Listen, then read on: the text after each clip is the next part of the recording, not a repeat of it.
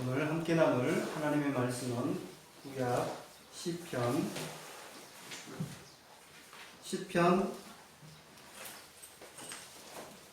1절에서 10절까지 시편 1절에서 10절까지의 말씀.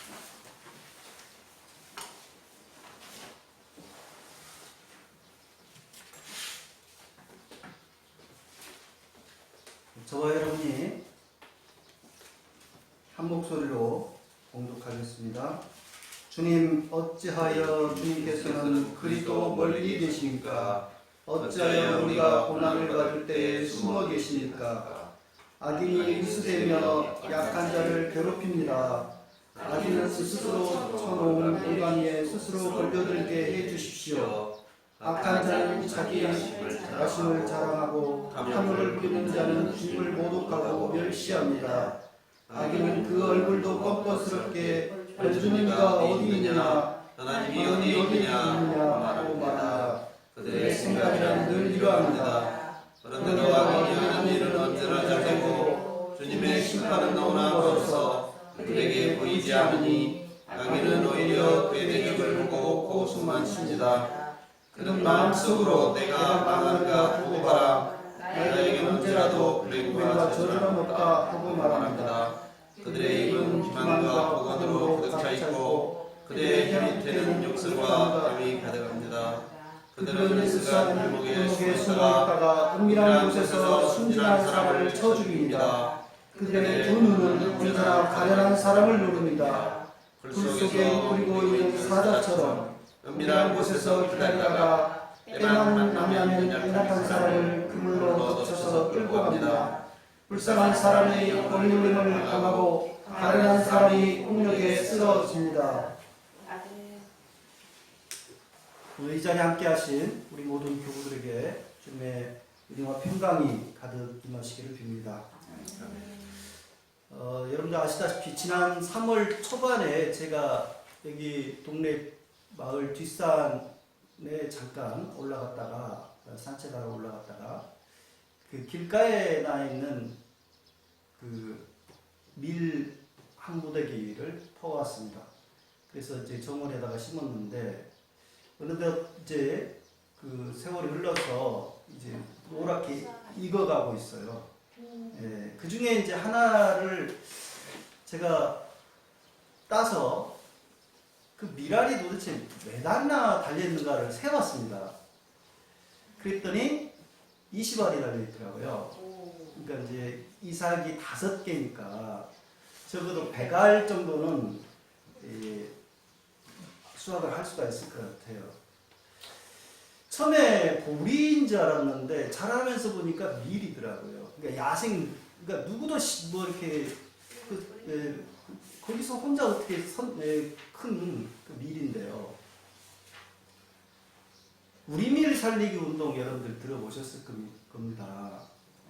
2016년인가요? 백남기 어르신 보송에 그분도 우리 밀 살리기 운동에 아주 매진하셨던 대표적인 분 중에 한 분인데, 가톨릭 농민회가 1987년 그 우리 밀의 중요성을 깨닫고 살리기 운동을 대대적으로 벌였습니다. 물론 우리나라도 옛날에는 밀이 굉장히 많았었죠.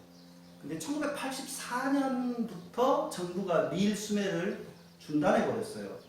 그리부터 밀이 자취를 감추기 시작해서 그야말로 밀 종자 구하기가, 우리는 그런 생각을 해버립니다.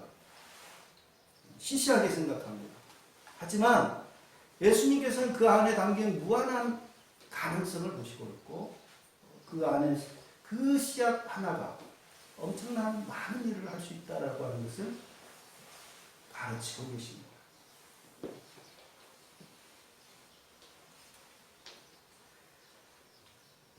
마음 조급한 사람들은 땅속에 밀알이 묻혀있는 동안 겨울이 지나고 있을 때 도대체 저 겨울이 언제 그치고 봄이 오나, 이렇게 생각하지만 하나님의 시각에서 보면 그 시간은 너무도 짧다는 거죠. 금방 결실의 때가, 추수의 때가 다가오는 것입니다. 작년 8월에 여순항쟁 관련 재판이 있어서 서경원 전 의원이 지금 이제 팔순을 바라보시는 어르신인데 여수에 내려오셨어요. 그래서 이제 저희 선배 목사님 김병민 목사님랑 같이 이제 제가 찾아뵙고 이야기를 나누는 가운데 이분이 그 5.18 관련 이야기를 하시더라고요. 이 서경원 전 의원은 가톨릭 농민의 그 출신이고 아주 그 일찍부터 그 농민운동을 하셨던 농민운동, 통일운동, 민주화운동을 하셨던데요. 근데 동강원 출신이고 이연필 선생 제자이기도 합니다. 근데 이분이 5.18 당시에 그 희생당하신 분 가운데 박용준이라고 하는 사람을 언급을 하시더라고요. 그래서 나는 처음 들어본 이름인데 도대체 그 사람은 어떤 사람일까 궁금했었습니다. 이게 이제 이 박용준이라는 인물을 최근에 그 분과 같이 활동했던 분들 증언록이라든지 이런 것들 쭉 살펴보니까 잘 알려지지는 않았지만 5.18 당시 굉장히 핵심적인 아주 중요한 일을 하셨던 분이라고 하는 사실을 알게 됐어요. 이분은 1956년 7월에 태어나신 분인데 정확하게 며칠날 태어난지도 모릅니다. 광주 동구 학동에 영신영화원이라고 하는 곳이 있나봐요. YWCA 서경자, 또 조아라, 광주의 어머니라고 불리는 또 조아라 원장 이런 분들이 운영하던 곳인데 거기에 누군가 맡겨놓고 가버렸어요. 고아죠, 고아. 그래서 뭐 누구도 입양을 또 하려고 하지 않았기 때문에 이제 거기서 자라나게 되었는데요. 뭐 이제 고아원에 보내지게 되어서 무등고아원에서 중학교까지 보내줬나 봐요. 근데 그 다음부터는 자신이 스스로 고등학교는 다녀야만 됐습니다. 그래서 신문팔이, 구두 닦기, 온갖 이런 일들을 해가면서 고학을 합니다. 야간 실업고등학교를 어렵게 그렇게 다녔습니다. 그리고 나서 YWCA 서경자 원장이 YWCA에서 운영하는 협동조합 신협에 YWCA 신협에 수구먼으로 좀 일할 생각 없느냐라는 제의를 해가지고 거기에서 이제 수구먼으로 일을 했다고 합니다. 아주 학구열이 대단했던 것 같아요. 거기서 일을 하면서 이제 거처가 없기 때문에 YWCA에 있는 소파에서 잠을 자면서 그렇게 생활을 합니다. 그러면서도 방송통신대학 경영학과에 입학을 해서 열심히 또 공부도 하고 그렇게 아주 성실하게 생활을 했다고 합니다. 그러다가 그러니까 YWCA가 그때 당시에 금남로에 있었지 않습니까? 그래가지고 그 계엄군이 진주했을 때 계엄군이 막 이렇게 투입돼가지고 광주시 특히 그 대학생들을 색출해서 잡아가고 두드러 패고 막 그런 상황에서 박영준 이 청년이 나이가 이제 24살이었으니까 저 대학생이잖아요. 대학생이 아니잖아요. 그래서 그 청년을 발견하고 대학생인 줄 알고 그 사무실까지 계엄군이 들어왔대요. 그래가지고 너 대학생이지? 하고 막 작업하려고 하는데 그 옆에 있던 직원들이 우리 직원이라고. 그래서 이제 소지품을 이렇게 뒤져보니까 그 직원 카드가 있었나 봐요. 그래가지고 다행히 그때는 얻어맞지는 않았는데 다른 동료 직원 가운데 한 분이 그 순환을 당했다라고 하고 그 무등 그 고시 학원인가요? 그 옆에 학원생들이 그런 모습들을 보면서 왜 그러냐고 막 했는데 항의를 했는데 그곳에 또 들어가가지고 거기에 있는 그 대학 고시 공부하는 학생들을 엄청나게 곤봉으로 때리고 그렇게 하는 일이 벌어졌습니다. 그런 일이 있었고 또 이 박영준은 자연스럽게 또 이제 같이 친했던 친구와 더불어서 윤상원 열사라고 대표적인 그 5.18의 희생자 중에 한 분이 윤상원 열사가 운영하던 그 들풀약의 그 강학, 그러니까 거기는 교사와 학생이라고 부르지 않고 학생은 학강이라고 부르고 거기는 교사는 강학이라고 부르니까 배우면서 가르치고 가르치면서 배운다 이런 의미로 그렇게 불렀더라고요. 근데 이제 강학으로 그러니까 교사죠. 교사로 봉사를 했던 거죠. 이 들풀야에서. 그러면서 굉장히 어렵게 공부하고 있는 그런 노동자들이랄지 뭐 이런 사람들을 위해서 틈틈이 가르치는 일을 했던 거죠. 근데 들풀약을 이끌던 이제 윤상원 열사가 5.18에 적극 참여를 했기 때문에 거기 들풀약의 학생들도 또 그 교사들도 자연스럽게 5.18에 참여를 하게 됐더라고요.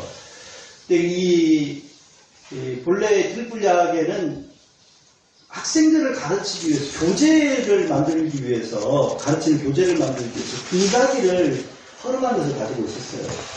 그래서 그 등사기를 가지고서 유인물을 만들기 시작했습니다. 그 등사기를 이용해서. 그게 바로 그 유명한 투사회보였습니다. 투사회보. 근데 그 투사회보의 초안은 주로 이제 윤상원 열사가 잡았고, 그러니까 이제 여러 가지 정보들을 취합해가지고 거기다 이제 쓰는 거죠. 그래서 투사회보가 몇 호까지 나왔나요? 한 25호까지 나오나요? 그런데 그 투사회보를 그러니까 철필로, 이게 등사기라는 게 그거더라고요. 얍실한 기름 종이에다가 철필로 이렇게, 말하자면, 그걸 쓰는 거예요.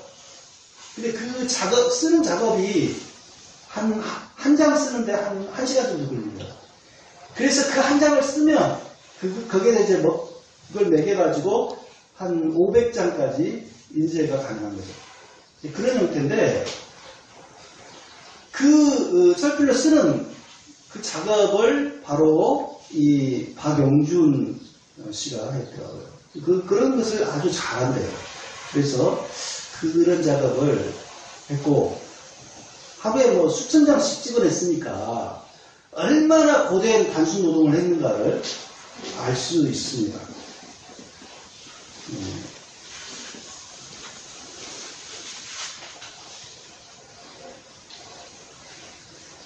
이처럼 제도 언론이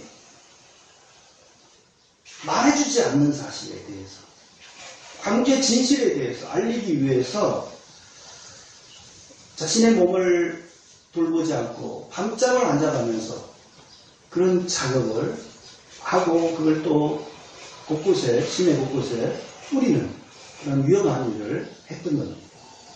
그러니까 말하자면 관계 진실을 알린 하나의 필경사 였다라고 볼 수가 있겠습니다. 계엄군이 도청을 마지막으로 진압하던 27일 새벽, 박용준은 들풀야 학생들, 또 동료들 또는 청년들과 더불어서 한 15명 내지 20명가량 그들을 이끌고 YWCA 건물에서 그 시민군으로 저항을 하다가 최후의 항전을 하다가 그 과정에서 오른쪽 머리에 총을 흉탄을 맞아서 사망을 하였습니다. 근데 그 26일 밤, 그러니까 개헌군이 분명히 진압하러 온다라고 하는 건 다 이제 아는 사실이었고, 떠날 사람들 다 떠나고, 남을 사람들만 그 도청에 남는 그런 상황이었죠. 26일 밤 YMCA 2층에서 그 유서가 되고만 자신의 그 일기, 마지막 일기를 남깁니다. 그 내용은 이렇습니다. 하나님, 이 조그마한 한 몸의 희생으로 자유를 얻을 수 있다면 기꺼이 당신 앞에 내놓겠습니다. 하나님, 저는 무엇입니까? 너무 가냘픈 존재입니다. 그리고 너무 비참한 생활을 하고 있는 자입니다. 고아라면 모두 이를 알겠죠.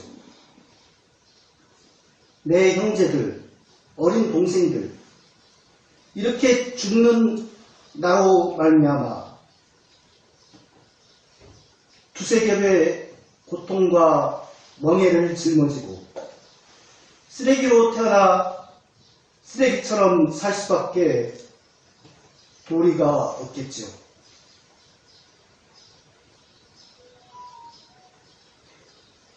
하나님, 어찌 해야 좋겠습니까? 양심이 무엇입니까? 왜 이토록 무거운 멍에를 내게 하십니까? 이렇게 주님께 갈급하게 구하면 세상 일을 할 수가 있을까요? 그렇다면 하겠습니다. 하나님, 도와주소서. 모든 것을 용서하시고 세상에는 사랑과 관용을. 이게 박용준 열사가 남긴 마지막 일기였습니다. 아시다시피 윤상원 열사는 그 도청을 마지막 사수하던 그날 고교생들, 젊은 어린 애띤 고교생들은 다 돌려보냈습니다. 집으로. 그러면서 우리가 남아 싸울 테니 너희들은 살아서 역사의 증인이 되어달라. 그렇게 이야기했다고 합니다. 그리고 많은 시민들이 그 시민군으로 참여했던 분들이 자리를 떴습니다. 가족을 생각해서 가족들을 생각해서 그 자리를 떴습니다. 그런데 이 박용준 씨는 돌아갈 집도 없었고 가족도 없었어요.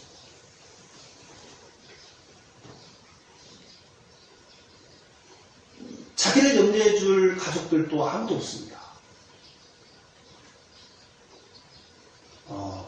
정말 그 성실하게 살면서 양심을 지키고 또 하나님에 대한 신앙을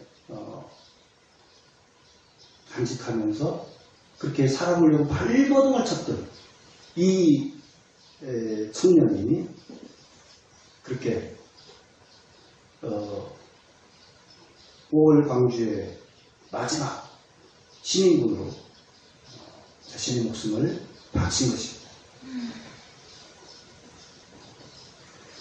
그리고 그와 같이 그 YWCA 그 건물에서 시민군으로 마지막 이렇게 저항하다가 붙잡힌 2명의 청년이 있더라고요.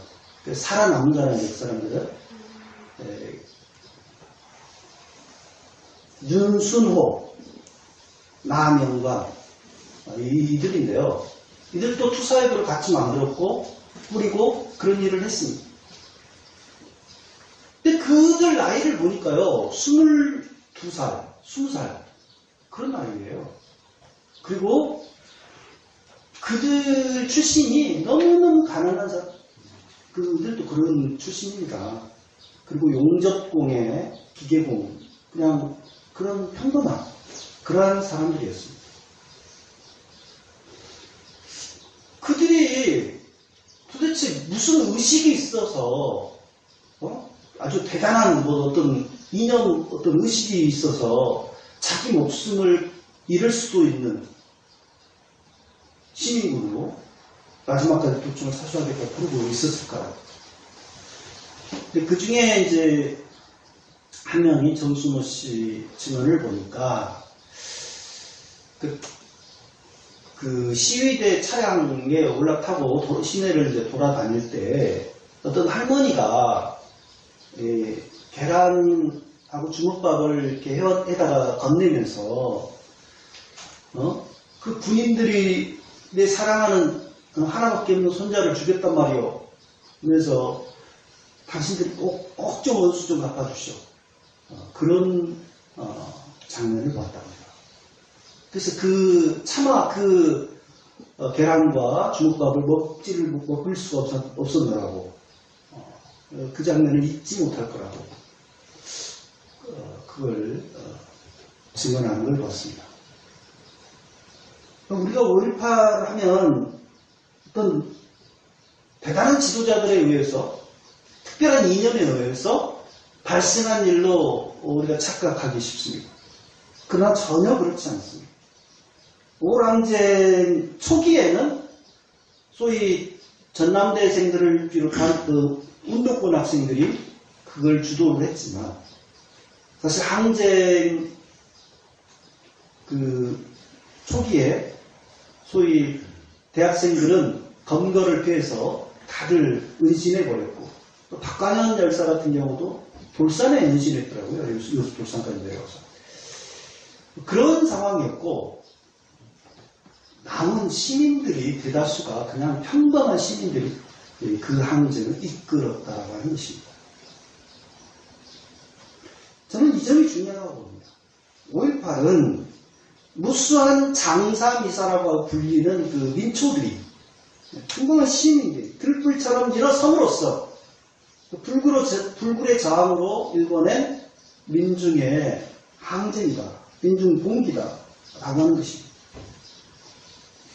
박영준 열사와 같이 수많은 가냘픈 존재들이 한데 뭉쳐서 쿠데타 세력의 그 총칼에 맞서서 목숨을 걸고 싸운 항쟁이었다라고 하는 것입니다. 5.18은요, 그리 먼 남의 이야기가 아닙니다.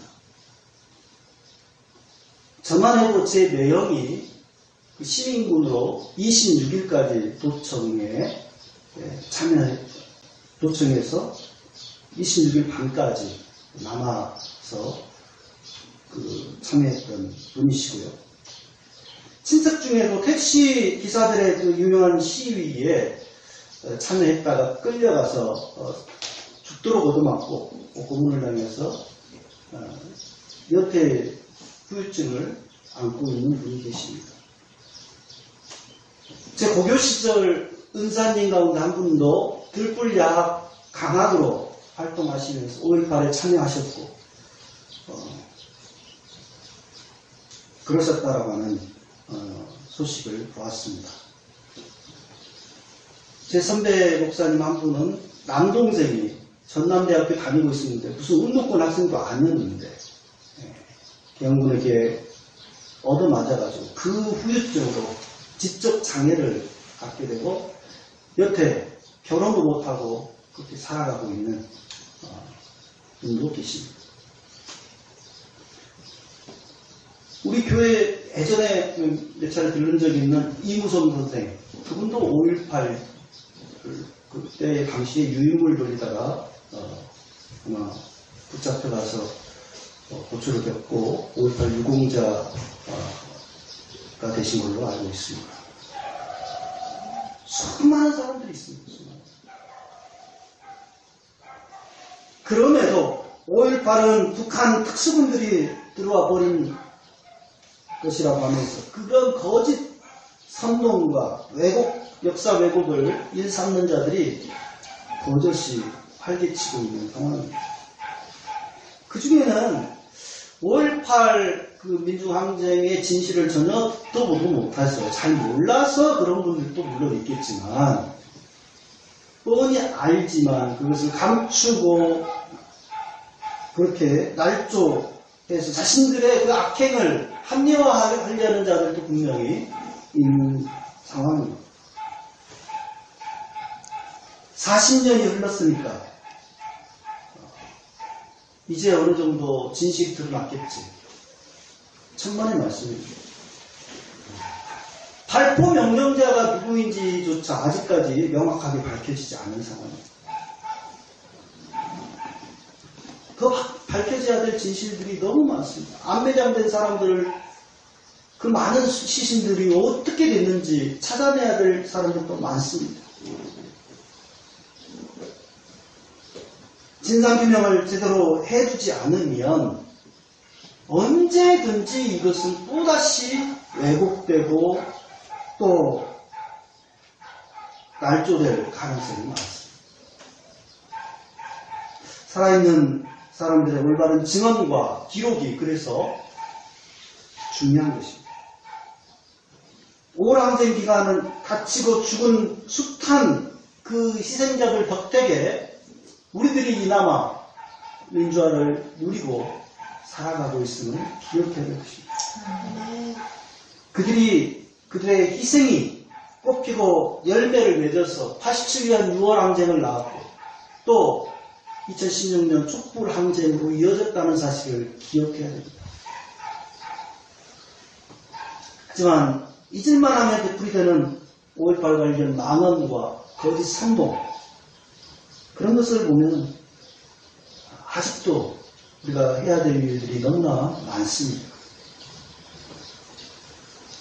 권력자들의 갑질과 폭언, 폭행으로 가난하고 힘없는 사람들이 짓밟히고 죽어가는 일들이 사라진 게 아닙니다.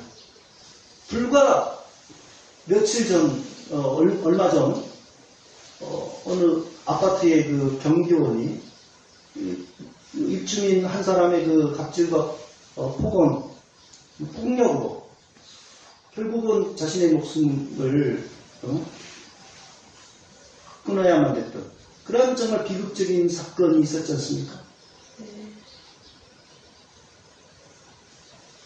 또 삼성 직원으로서 노조를 만들었다는 이유 하나만으로 해고돼서 그야말로 가족이 풍비박산되어버린 그래서 300일 넘도록 현재 강남역 사거리 철탑에서 고공농성을 벌이고 있는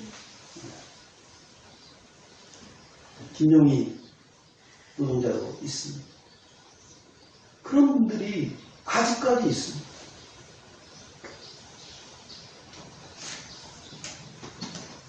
주님께서는 살려달라는 기도 소리를 들어달라는 억울함을 풀어달라는 그들의 간절한 호소에 우리들이 응답하기를 간절히 바라고 계십니다. 악인들이 더 이상 불쌍하고 가냘픈 사람들을 짓밟지 못하게 해라고 그렇게 만들라고 우리에게 요구하고 계십니다. 올해 작은 씨앗들이 밀알들이 열매를 맺도록 싹을 틔우고 열매를 맺도록 우리 살아있는 자들이 만들어가야 될 것입니다. 그래서 그 값진 열매를 거둘 수 있도록 해야 될 것입니다. 그래야만 자기 목숨을 내 던져서 영원히 사는 길을 택한 그분들의 의의 씨앗이 하늘과 이 땅에 무수한 결실로 나타나게 될 줄 믿습니다. 우리들이 그러한 일들을 쉬지 않기를 간절히 바랍니다. 다 같이 기도하겠습니다.